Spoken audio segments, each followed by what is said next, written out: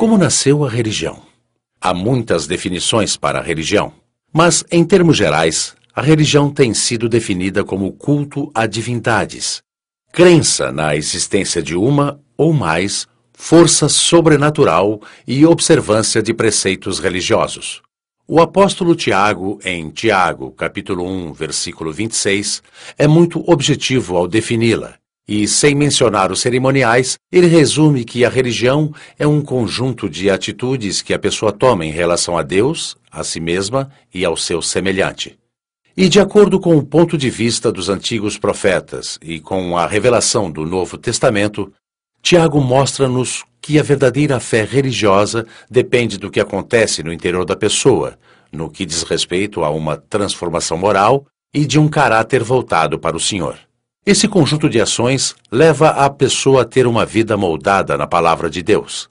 O cumprimento de ritos ou a mera observância de preceitos religiosos não configura uma vida em comunhão com Deus, como vemos nos versículos 6 a 8 do capítulo 6 do livro do profeta Miqueias. Ele te declarou, ó homem, o que é bom e que é o que o Senhor pede de ti, que pratiques a justiça e ames a misericórdia, e andes humildemente com o teu Deus. Miqueias, capítulo 6, versículo 8. É certo que a religião não nasceu no trono de Deus. Se isso tivesse acontecido, ela não serviria para dividir os seres humanos, como acontece. A verdade é que o diabo criou este meio para separar a criatura do Criador de forma imperceptível.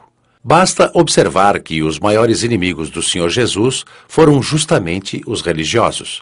E o que o Senhor fez para ser odiado por eles? Curou os enfermos, libertou os oprimidos, deu vista aos cegos, ressuscitou mortos, enfim, simplesmente fez o bem aos que o invocavam. Quando Adão e Eva caíram em tentação, logo perceberam que estavam nus. Por sugestão diabólica, tomaram folhas de figueira e cobriram o corpo. Mas aquelas folhas não tinham consistência para desempenhar essa função. Sugerir um caminho fácil ou soluções ilusórias que dão a sensação de bem-estar é trabalho do diabo. O roubo, por exemplo, não é o caminho menos árduo para possuir o que se deseja? A mentira não é a maneira mais rápida para se livrar de um problema? Assim também a religiosidade é a forma mais adequada para se obter a falsa sensação do dever cumprido para com a divindade. Quando Deus chamou Adão e Eva e os encontrou vestidos com folhas de figueira, imediatamente providenciou-lhes as vestes adequadas. Para tanto, sacrificou um animal e de seu couro fez roupas para o casal.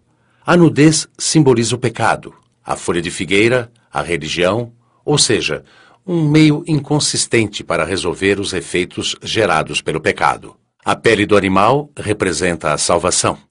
Esse primeiro sacrifício caracterizou o que mais tarde seria feito pelo Filho de Deus para cobrir o pecado dos que nele crescem. Para o ser humano estar em comunhão com Deus, há também que sacrificar sua vida.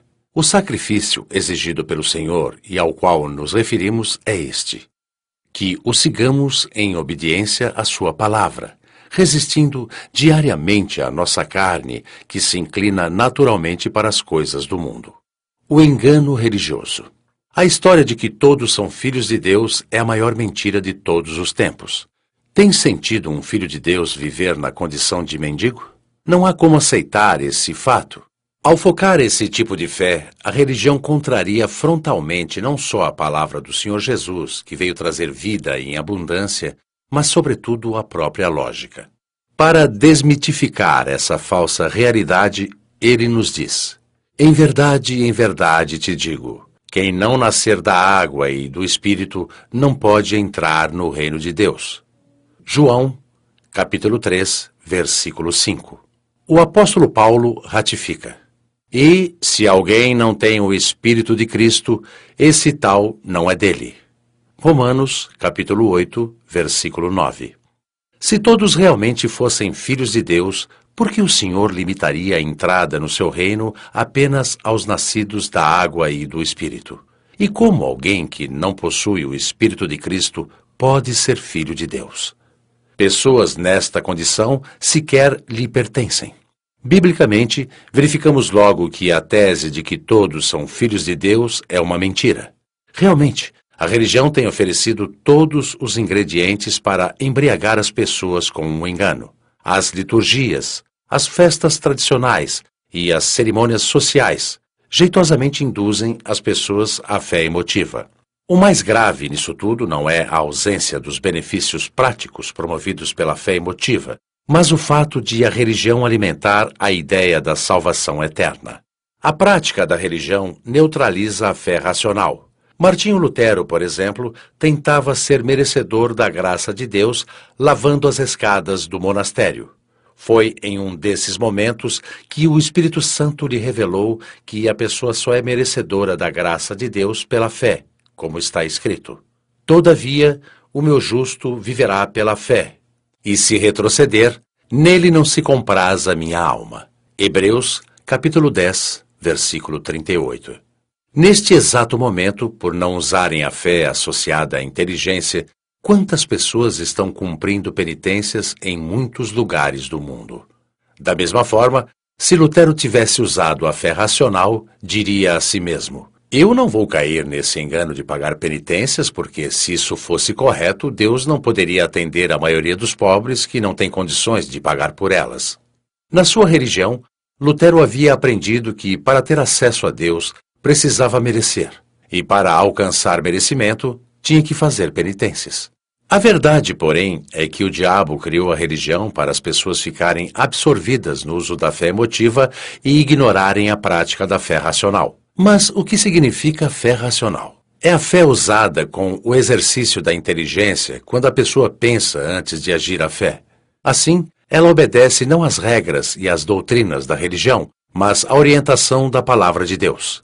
Ora, sabemos que as regras ou as doutrinas religiosas, de um modo geral, são criações humanas inspiradas, muitas vezes, em interesses obscuros que, em grande parte, contrariam frontalmente a Bíblia Sagrada. Nelas não há qualquer sustentação inteligente, apenas emoção. Esse é o argumento usado pelos ateus para alimentar a sua descrença na existência de Deus. As religiões trabalham com a emoção e não com a razão. E nisso, eles estão completamente certos.